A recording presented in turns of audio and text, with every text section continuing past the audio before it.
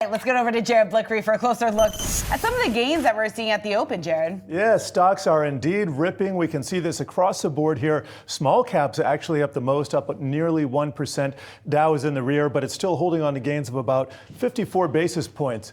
I want to talk about gold right now, then I'll get into some stock action. This is gold futures over the last month, and we are sitting on the 6th day of gains here. You can see we've really launched higher, pretty strong move. And if you take a look at the prices that we've been at historically, and here's a better chart for you to gauge, you can see all this sideways action. And in fact, on a 5-year chart, you're going to see it goes back even farther. So when you have a long consolidation period, you tend to, and you get a breakout, you tend to go for extended periods after that as well. So it's all about momentum.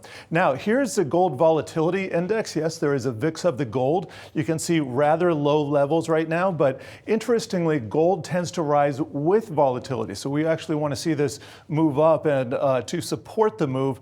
And then finally, I want to check out with respect to gold, the miners, because they are lagging here. Gold's up here, miners down here. They got a game of catch up to do, which they usually do once the futures get going. So we'll have to see if that happens. And then rounding out the precious metals, here's silver over 5 years.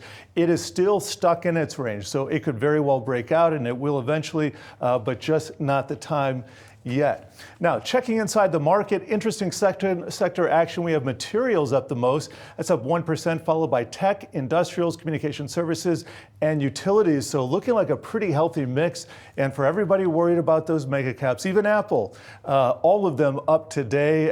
Broadcom, Jay was just talking about them, up 2%. Looking forward to those earnings after the bell.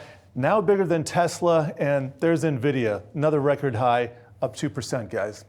Keeps climbing to the upside. All right, Jared, thanks so much for breaking that down for us.